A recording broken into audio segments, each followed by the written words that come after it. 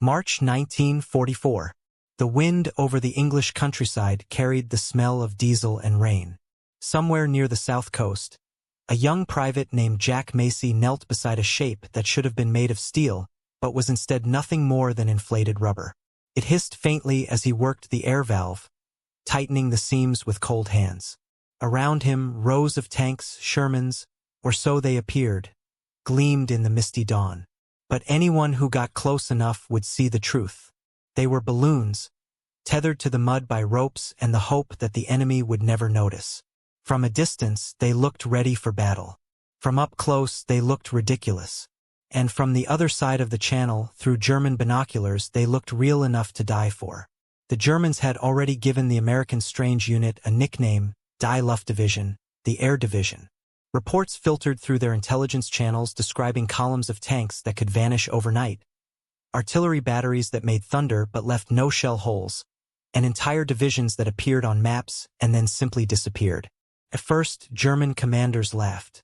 "Americans are inflating their army," one officer reportedly sneered.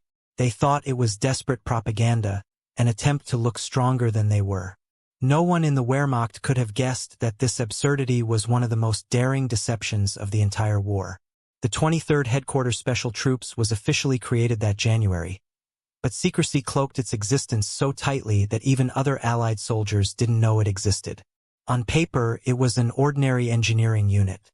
In reality, it was a traveling illusion factory made up of artists, sound engineers, and radio operators recruited from New York design studios and Hollywood sets. Some were painters who had once built theater backdrops. Others were architects who could make a plywood wall look like concrete. They were not trained to kill. They were trained to trick. And their mission was to make the Germans believe what they wanted them to believe. The irony was brutal. While most men carried rifles and grenades, these soldiers carried paintbrushes, loudspeakers, and air compressors. They called themselves the Ghost Army, though officially they were the 23rd Headquarters Special Troops, commanded by Colonel Harry L. Reeder. Their strength, about 1,100 men, was tiny compared to the real divisions they pretended to be. But their firepower came from imagination and risk.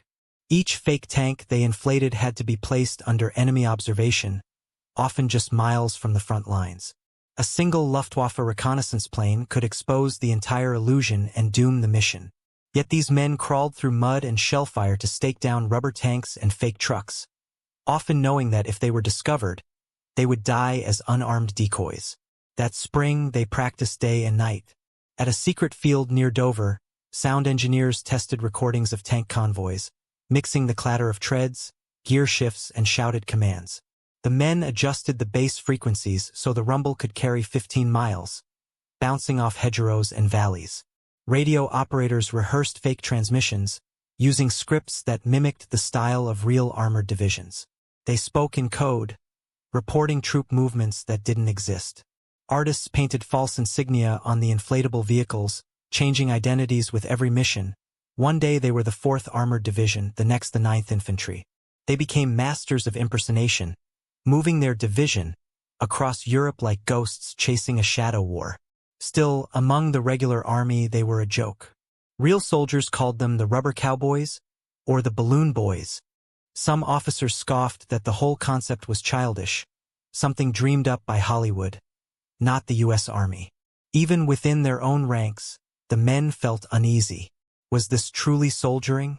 They weren't storming beaches or holding trenches. They were creating illusions. Yet they understood something others didn't, that war was not only fought with bullets, but with belief. If they could make the Germans believe in the wrong threat, the right soldiers could fight elsewhere and win. As D-Day approached, the pressure grew unbearable. The success of the entire Normandy invasion depended on deception. The Allies had already begun Operation Fortitude, a grand plan to convince Hitler that the invasion would come at Pas de Calais instead of Normandy. The Ghost Army's experiments were a crucial part of that deception web. Their job was to amplify the illusion, to make fake divisions, fake radio chatter, fake supply depots, and even fake aircraft appear real enough to fool German intelligence. Every movement they made, every sound they projected, had to be convincing enough to sway the enemy's eye. In late May, their first real test came. A reconnaissance flight from the German Luftwaffe passed over the southern coast of England. Below, it saw fields lined with tanks, trucks, and artillery, all rubber, all fake. Smoke rose from dummy camps, and soldiers moved in patterns meant to be seen. The Germans photographed it, sent reports up the chain, and reinforced their belief that the invasion would strike at Calais. The laughter began to fade.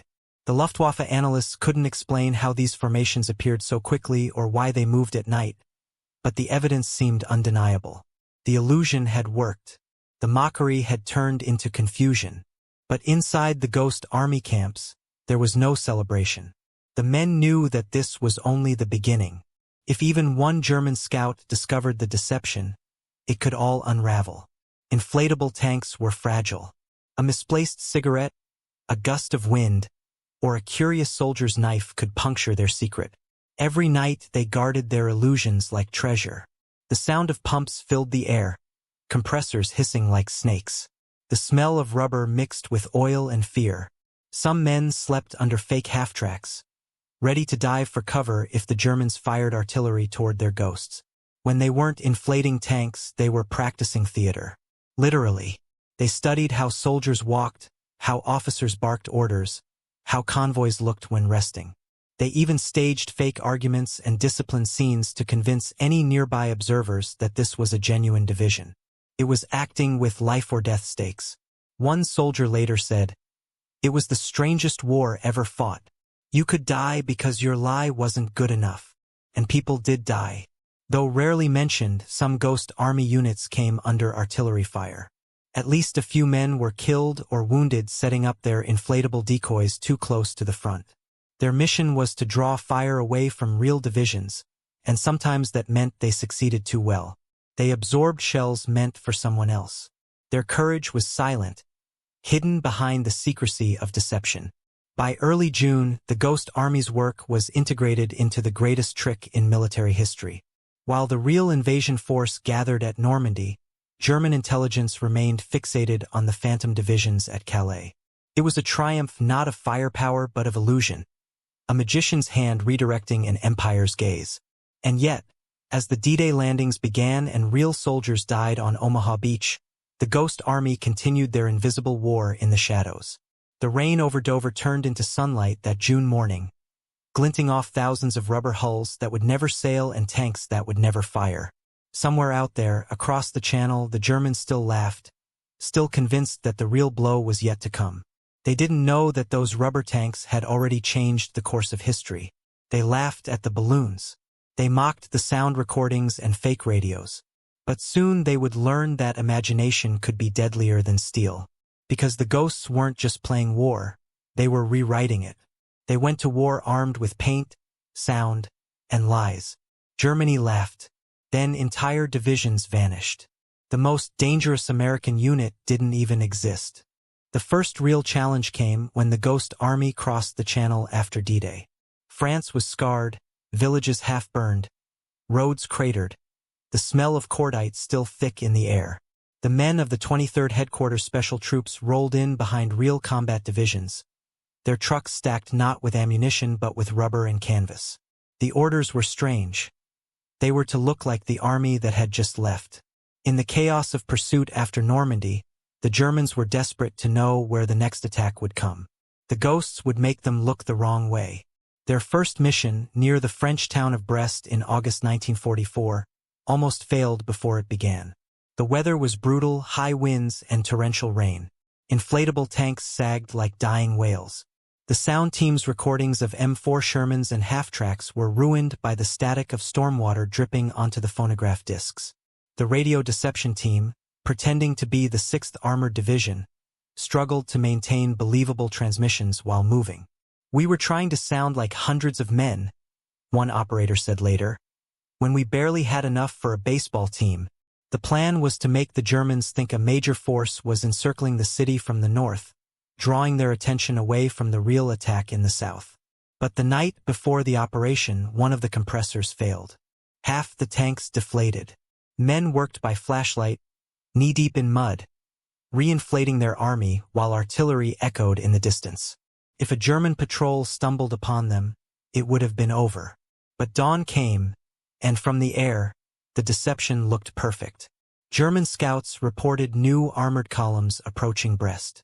The ruse held, and the 6th Armored Division's real advance succeeded with lighter resistance.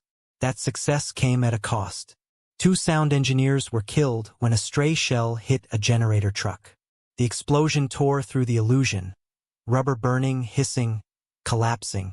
The survivors replaced the destroyed tanks before the next reconnaissance flight. "You can't imagine how strange it feels," one man wrote home, "to bury a friend beside a tank that isn't real. It was the price of an invisible war." The Ghost Army learned quickly. They refined their techniques with every mission. They began to coordinate more tightly with the deception branch of SHAEF, Supreme Headquarters Allied Expeditionary Force. Each fake division had to move, sound, and communicate exactly like its real counterpart. To the Germans, intercepted radio traffic was often the most convincing proof. So the Signal Company Special became the heartbeat of the deception, sending thousands of scripted messages across multiple frequencies. They studied how genuine units talked, their slang, call signs, even how often they broke radio silence. It was an art form disguised as warcraft. Alongside them, the 3132 Signal Service Company handled sound deception. They carried massive 500-pound speakers mounted on half-tracks, capable of projecting noises 15 miles across battlefields. The recordings were made in Fort Knox before the invasion. Every squeak of a tread, every gear change, even soldiers' chatter was captured. Now, in France, those sounds became their ammunition. On foggy nights, they would play entire sequences of tank movements, repositioning the speakers to simulate advancing columns. The Germans would hear engines grow louder, radios chatter, and officers shout commands. Yet when their scouts reached the area, there would be nothing but empty fields. It was like fighting with ghosts, one German prisoner reportedly said. By autumn, the Ghost Army's operations grew bolder. In Metz, they impersonated the 90th Infantry Division to cover the movement of the real one. They built dummy bridges, fake supply dumps, and false bivouacs complete with laundry lines and painted vehicles. Artists like Bill Blass and Arthur Shilstone painted camouflage nets, tire tracks, and shadows to match the terrain. The result was uncanny realism. Even Allied aerial photographs sometimes confused their creations with real armor. But the stress was constant. They were always close enough to the front to hear the war. Shells whistling overhead, machine guns rattling through the night. They were unarmed except for sidearms. If the deception was exposed, they would have no chance. One night in Luxembourg, while staging as the 75th Infantry Division, they came under direct attack. A German patrol, suspicious of the silent tanks, opened fire. Bullets punched through rubber hulls, and the hiss of escaping air filled the forest like a snake pit. The soldiers scrambled to their trucks, dragging deflating armor behind them, trying to keep up the illusion even as it literally collapsed. They escaped, but barely. The next morning, they patched holes and redeployed the fakes before daylight. From the sky, it still looked like an army preparing for battle. Behind the scenes, a quiet figure named Colonel Billy Harris began to shape the unit strategy. A master of deception and logistics, Harris coordinated operations with a precision bordering on obsession. He treated illusion as mathematics. Every tank, every sound, every message had to align. He pushed his men to think like the enemy. "Don't just show them what you want them to see," he told them. "Show them what they already fear." That philosophy defined the Ghost Army's most dangerous missions to come. By December 1944, the war turned dark again. The Germans launched the Ardennes Offensive, the Battle of the Bulge. The Allies were caught off guard, and chaos spread across Belgium. For the first time, the Ghost Army's task wasn't to deceive before an attack. It was to cover a retreat. Near the town of Bastogne, they staged fake reinforcements to convince the enemy that more divisions were arriving. They placed dozens of rubber tanks under snowy camouflage nets, blasted recordings of engines through frozen forests, and used radio signals to simulate battalions moving in. The ruse helped buy time for real reinforcements to arrive. In the biting cold, with shells bursting nearby, they inflated tanks using air compressors that froze over. "It was like fighting winter itself," one soldier recalled. The only thing that wasn't real was the army. That winter also brought tragedy. Several men were captured during a reconnaissance mission when they accidentally drove into German lines. They carried no heavy weapons, only art supplies and sound equipment. For months, the army listed them as missing. When the survivors returned after liberation, they spoke little of it. The secrecy order still held. They couldn't tell even their families what had happened. Yet amid the danger and exhaustion, there were moments of revelation. The Ghost Army began to realize that their deception wasn't just a sideshow. It was saving lives. Every German division misdirected by their illusions meant fewer bullets fired at real soldiers. At one point, a captured German map showed entire American corps position miles from where they actually were, positions invented by the Ghost Army. The laughter from months before had turned into confusion, and confusion was power. Their finest technical achievement came with the integration of all three deception elements, visual, sonic, and radio, into what they called full-spectrum operations. They would inflate hundreds of tanks, set up fake artillery batteries, broadcast recorded convoy sounds, and maintain continuous radio chatter, all synchronized to create a living illusion. The success rate was astonishing. In some missions, German forces deployed thousands of troops to counter divisions that did not exist. But each success carried its own cost in secrecy. They couldn't tell anyone what they were doing. They couldn't boast of victories or write home about heroism. Their reward was anonymity. As one man later said, "The best compliment we could get was silence, because if they never realized we were there, we'd done our job." By early 1945, the Ghost Army had staged over 20 operations across France, Luxembourg, and Germany. They had lured enemy artillery away from real units, drawn counterattacks into empty fields, and turned imagination into a weapon. The absurd idea that once drew laughter now commanded fear and respect. But the greatest test still lay ahead, an illusion so massive it would involve thousands of fake troops and an entire river crossing. It would take everything they had learned, and one mistake could shatter it all. They were about to stage the biggest lie of the war, and this time it would unfold under the eyes of the enemy. March 1945. The Rhine River shimmered under a cold gray sky as artillery thundered somewhere far to the east. It was the last great barrier between the Allies and the heart of Germany, and everyone knew it. For months, the Germans had fought like cornered wolves, determined to hold the line. Every crossing attempt would be met with brutal resistance, and every bridge destroyed before it could be taken. But what the enemy didn't know was that the Americans had a trick left. One final illusion to open the way to victory. The Ghost Army had been called forward once more, this time to stage the biggest deception of the entire European campaign. The operation would be known as Viersen. The 23rd Headquarters Special Troops arrived near the town of Strehlen, just west of the Rhine, in early March. Their orders were simple but nearly impossible. Convince the Germans that two full divisions, the 30th and 79th Infantry, were preparing to cross the river 10 miles north of where the Real crossing would occur. It meant creating an entire army out of thin air under the eyes of enemy reconnaissance. Every sound, every light, every radio transmission had to be convincing. The real crossing by the U.S. Ninth Army would happen further south, and if the Germans took the bait, thousands of lives could be spared. The men worked day and night. Convoys of trucks brought in hundreds of inflatable tanks and artillery pieces. The visual deception team, led by artists who once painted Broadway sets, laid out fake vehicle parks, supply dumps, and pontoon bridges along the riverbank. From the air, it looked like an army gathering for an assault.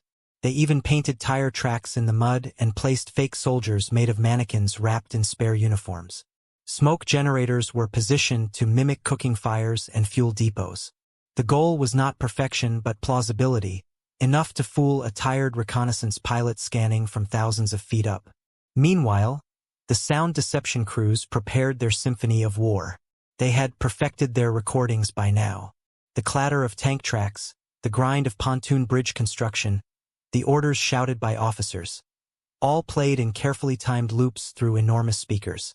The recordings were projected in layers, moving slowly across the terrain so that anyone listening would think hundreds of vehicles were repositioning. The illusion was so detailed that when British engineers nearby heard the sounds for the first time, they radioed headquarters to confirm if a real crossing was underway. The ghost smiled but said nothing. Then came the radio operators, the invisible orchestra that tied everything together. Using scripts created from real army communication logs, they transmitted false orders, coordinates, and situation reports.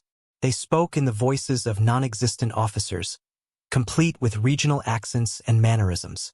Enemy intercept units had no reason to doubt them. The transmissions matched every known pattern of authentic divisions. The Germans, already stretched thin, began to shift reserves toward the phantom crossing point. Tanks and infantry moved north to counter the illusion. The bait was working. Inside their camp, morale mixed with tension. The men knew how close they were to the front. Artillery flashes lit the horizon every night, and the ground shook with counter-battery fire. They had no heavy weapons, just pistols and rifles. Their protection was their invisibility. If the Germans realized what they were doing, they would be slaughtered. But they pressed on, adjusting the inflatable tanks by moonlight, patching leaks, running cables for sound trucks. One soldier later said, "We could feel the war breathing down our necks, but it never saw us." As the days passed, the deception took on a life of its own. German reconnaissance planes flew overhead, snapping photographs of the supposed American buildup. Reports filtered back to Berlin of major troop concentrations along the northern Rhine. By the night of March 23rd, the German High Command had fully committed to the illusion. Their artillery and reserves focused north, leaving the southern sector, where the real Ninth Army waited, exposed. At 9 p.m. that night, the real assault began at Wesel. Under cover of darkness and Allied air superiority, thousands of troops crossed the Rhine with minimal resistance. The Germans were fighting shadows.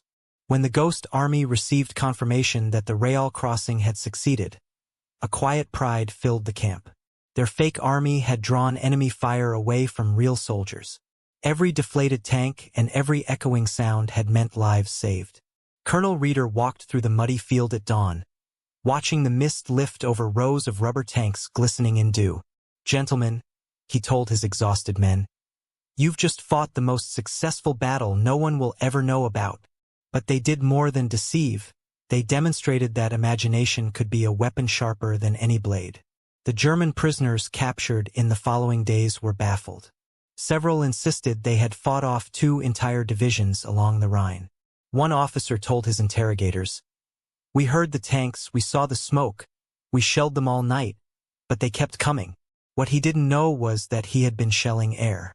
After Viersen, the Ghost Army's reputation spread quietly among senior Allied commanders. Word reached General Omar Bradley, who called their work a tactical masterpiece. In total, the 23rd conducted over 20 operations in Europe, from Normandy to the Elbe, using deception to divert German forces and protect advancing troops. Historians later estimated that their efforts saved tens of thousands of lives. But at the time, their success was classified as top secret. They were ordered not to speak of it, not to write about it, not even to hint at it in letters home. Their silence would last half a century. Still, within the unit, they understood the power of what they had done. For the first time in military history, art and science had combined to create strategic illusion on a massive scale. Their work paved the way for future psychological and electronic warfare, long before anyone used those terms. What had started as a risky experiment of inflatable tanks had evolved into a coordinated, multi-layered deception system that outsmarted one of the most disciplined armies in the world. The irony was perfect. The same Germans who once mocked the Americans for their balloon army now retreated from the very ghosts they had laughed at. In the final weeks of the war, the Ghost Army continued to move east, staging minor operations to distract German forces from collapsing fronts. By April, the Rhine was behind them, and victory was inevitable. But even then, they stayed cautious, maintaining illusions to prevent desperate counterattacks. The men had become masters of invisibility. They could make a division appear overnight and vanish by morning. The battlefield had become their stage, the war their script. When Germany finally surrendered in May 1945, the 23rd Headquarters Special Troops faded quietly into history. There were no parades, no public recognition, no medals. Their names were absent from official communiques. But among themselves they knew. They had fought not with bullets but with the human mind and won. The laughter that had once followed them across Europe had turned into disbelief and silence. Even decades later, when their story finally emerged, veterans of the Ghost Army spoke with modesty. "We were artists," one said. "We just changed the canvas." What the Germans never realized was that they had been defeated not only by superior force, but by superior imagination. Every tank that wasn't real, every sound that never came from an engine, every soldier made of canvas. Each was a symbol of American ingenuity under fire. And as the smoke cleared over the Rhine, the ghosts vanished as quietly as they had appeared, leaving behind nothing but footprints in the mud and a legend too unbelievable to be fiction. They had turned deception into dominance. They had turned laughter into fear. And for the first time, the invisible had won a war. When the guns finally fell silent in May 1945, the men of the 23rd Headquarters Special Troops packed up their illusions and returned home without ceremony. The war they had fought left no monuments, no wrecked tanks, no burned villages to mark their passage. They had left behind only canvas, rubber, and silence. For decades, the world would not know what they had done. Their mission remained classified, their records sealed in dusty Pentagon archives. When families asked what their sons had done in Europe, the veterans smiled and said little. "We moved supplies," some would answer. "We built bridges." None of them mentioned that their bridges were fake or that their supplies were painted on plywood. They had sworn an oath of secrecy, and they kept it. After the war, many of the Ghost Army's veterans slipped quietly back into civilian life, becoming artists, designers, architects, and teachers. Bill Blass built a fashion empire. Ellsworth Kelly became one of America's great modern painters. Others went on to design sets for Hollywood films or teach art in small-town schools. They carried with them the memory of nights spent inflating rubber tanks in the mud while shells fell nearby, of broadcasting fake convoys in the fog, of deceiving one of the most formidable armies in history with nothing but sound and paint. They had seen how imagination could change the course of war, and how it could vanish without credit. For years, even their fellow soldiers didn't believe them. When a veteran tried to explain that his unit fought with air compressors and record players, people laughed. "You're making that up," they said. And perhaps it was fitting. The Ghost Army had always lived between truth and illusion. Their victories were invisible, and invisibility was their legacy. But as the years passed, and the world moved into the Cold War, their work began to echo in new ways. Deception had become a weapon of modern warfare. From fake radar signals in Korea to phantom troop movements in the Persian Gulf, the principles they pioneered were being used again and again. The ghosts had taught the military that perception could be as deadly as firepower. In 1996, more than 50 years after their last mission, the U.S. government finally declassified the existence of the Ghost Army. Reporters, historians, and filmmakers rushed to uncover their story. Old photographs emerged. Men inflating rubber tanks under cloudy skies, standing beside trucks loaded with sound equipment, sketching camouflage patterns by lantern light. For the first time, the veterans could speak openly. Many were in their 70s or 80s, gray-haired and modest. They gathered at reunions, laughing softly as they remembered the strange war they had fought. "We were a traveling road show," one of them said. "Only our audience carried machine guns." When documentaries and museum exhibits began to appear, the public reacted with amazement. The idea that artists and designers had helped defeat Nazi Germany seemed almost unbelievable. Yet the evidence was undeniable. Their operations had been carefully recorded in secret reports, 21 major deceptions across France, Luxembourg, Belgium, and Germany. They had lured enemy divisions into attacking empty fields, protected real troops during critical maneuvers, and drawn artillery fire away from bridges and supply lines. Historians estimated their work saved between 15 and 30,000 American lives. What began as a desperate experiment had become one of the most effective psychological weapons of the entire war. But there was a deeper irony at play. The same creativity that made them heroes had also kept them hidden. The military world, built on measurable victories, didn't know how to honor men who fought with illusion. There were no medals for trickery, no ribbons for deception. 4 years, their service was listed as miscellaneous engineering. Even after the truth came out, official recognition lagged behind. The veterans began to campaign for acknowledgement, not for glory, but for history. "We just want the record set straight," said Seymour Nussenbaum, one of the unit's visual artists. "We want people to know that art saved lives." Finally, in 2022, the U.S. Congress passed the Ghost Army Congressional Gold Medal Act. It was one of the highest honors the nation could bestow, shared by only a few hundred groups in history. The act recognized not only the 23rd Headquarters Special Troops but also the lesser-known 3133 Signal Service Company, which conducted deception operations in Italy. When the medal was announced, surviving veterans and their families gathered in quiet pride. Some wept. It had taken nearly 80 years, but their ghosts had finally come home. As historians revisited their story, the details became even more extraordinary. The 23rd was the only unit in the U.S. Army designed solely for tactical deception. They were never meant to fire a shot, yet they operated within artillery range of the enemy. Their work required a blend of psychology, art, and risk that had no precedent. They studied German reconnaissance patterns, calculated how shadows would fall at certain hours, and even simulated camp life with fake laundry, wooden mess halls, and painted trucks. Their success relied on understanding not just how things looked, but how the human mind wanted them to look. They exploited expectation, the same way a magician directs an audience's attention. In many ways, they were the first true practitioners of psychological warfare in the modern age. Even now, their methods feel astonishingly advanced. They combined audio manipulation, visual misdirection, and communication mimicry, tactics that would later evolve into electronic warfare and digital deception. The Ghost Army didn't just trick the Germans. They rewired how the military thought about truth itself. They proved that war wasn't only about destroying the enemy's body. It was about confusing the enemy's mind. One veteran put it best. "Our job was to make them afraid of things that weren't there." And it worked. But behind the pride, there was always a shadow. Some of the men never shook the feeling of absurdity that haunted their service.